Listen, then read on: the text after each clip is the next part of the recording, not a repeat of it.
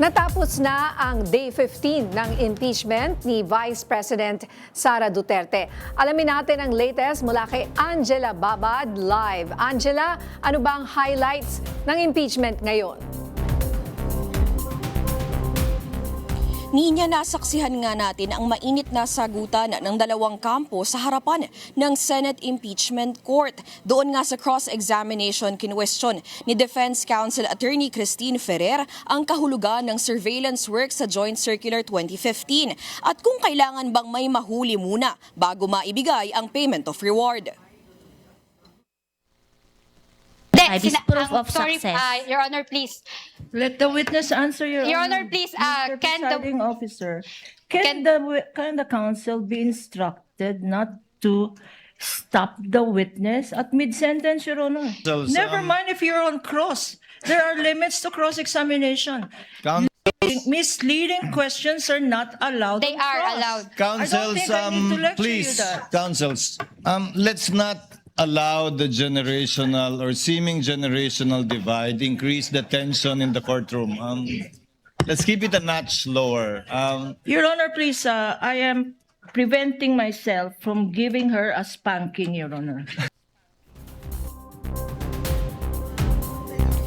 Dito na nga pumagitna si Presiding Officer Cheese Escudero at nilinaw na magkaiba ang payment of reward sa purchase of information. Ang payment for reward, yun ang hinahanapan mo ng success. Opo, tama po. Yung payment of information, hindi mo hinahanapan ng success yun. Hindi po. Tama po ba? Opo, tama po. Kinwestiyon naman ni Kapunan ang pagpapakita ng National Internal Revenue Code sa paglilitis gayong walang kinalaman ang usapin ng gross income sa confidential funds. Muli ring iginiit ni Del Campo na para sa pagbili ng supplies, pagkain at mga gamot ay walang ibang tinatanggap ang ahensya bilang patunay sa pagbili dito kundi ang mga official receipts at sales invoice. Bagay na hindi isinumite ng OVP at DepEd. Pasado 2:00 ng hapon nang matapos ang cross-examination ng depensa. At sa redirect, tinanong ni Kapunan kung kasama ba sa confidential funds ang pasweldo sa Vice Presidential Security Group. Under the joint circular po, yung confidential fund should only be used dun sa allowable expenses under an item 4.8 of the joint circular po. And your professional judgment. Kasama ba sa mandato ng isang Vice President ang confidential operations? Kung base po dun sa nakalagay sa mandato nila, hindi po. Matapos dumaan sa recross ng depensa, dumiretso naman sa pagtatanong ang ilang senator judges, kabilang na si Senator Judge Erwin Tulfo. Okay, naibalik ang pondo. Sumagot naman po sila, ang OVP, nung nag-issue kayo ng disallowance. Sumagot ba yung mga kakulangan na dokumento na ibigay ba nila? Ang naging remedy po nila is mag-appeal po sa commission proper. Ano po nangyari doon sa commission proper? Yung sa 2022 transaction po, nagkaroon po ng decision ng commission proper at inaffirm po nila yung notice of disallowance. Okay, so na sinabi nyo kailangan ibalik po yung pondo. Tama po ba? Po yung sa disallowance? Opo. Naibalik po ba? Hindi po, meron po silang final na motion for reconsideration na pending resolution po. Sa kano pong total lahat? Mga, hindi ko na, mga 4 million, ay 400 plus. 450. Opo. Okay. Ninya, bago nga matapos ang paglilitis ay iginiit ng depensa ang pagtutol sa isa sa mga social media posts ng private prosecutor na si Attorney Amando Vergil Ligutan. Bagay na nag-udyok sa presiding officer na maglabas ng ruling o ng warning pagdating ng Lunes. Bukod dito, nakatakda namang humarap sa Senate Impeachment Court si HOR Chief of Legislative Archives Marivic Pareja, ex-OVP SDO Gina Acosta at ex-DepEd SDO Edward Fajarda sa susunod na linggo. Ninya?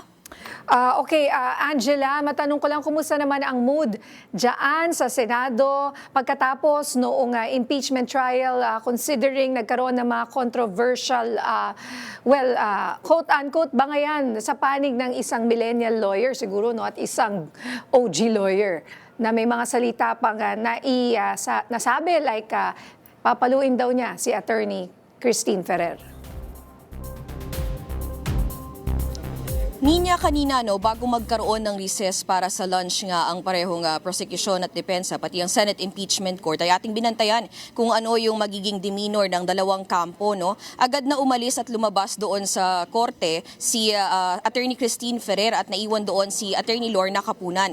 Si Attorney Lorna Capunan na nakita natin na nakikipag-interact pa rin naman siya sa Defense Counsel even with lead counsel Attorney Sheila Sison at yung iba pang mga parte ng Defense Counsel ay nakikislamuha pa rin ang prosecution until kaninang lunch. Pero kanina yung pagkatapos mismo ng paglilitis ay medyo mataas nga yung tensyon dahil nga medyo hindi okay yung naging pagsasalita din or yung mga naging post nga ni Attorney Ligutan as per Attorney Sheila Sison. At nakita natin na hindi nag-usap yung dalawang kampo bago lumabas ng Senate Impeachment Court. Ninya? Oo, at also, Angela, pwede ba malaman sino yung mga absent na senador dyan ngayon? Nakabalik ba si Senator Loren Legarda? Nandyan ba si Senator Alan Peter Cayetano? Ninya, wala nga ngayong araw si Senator Loren Legarda, pati na rin si Senator Alan Peter Cayetano. Si Senator Loren Legarda ay nag-forward na yung kanyang opisina ng extension nga doon sa kanyang medical leave mula pa last week. Si Senator Alan Peter Cayetano, wala tayong formal na information patungkol sa kanyang absence. Pero kahapon, sinabi ni Attorney Reggie Tonggol na hindi naman nanganguluhugan na pag wala dito yung Senator Judge ay hindi na sila nagmo-monitor ng paglilitis dahil may iba't iba silang means kung paano gagawin ito. Ninya? Alright, maraming salamat, Angela Babad.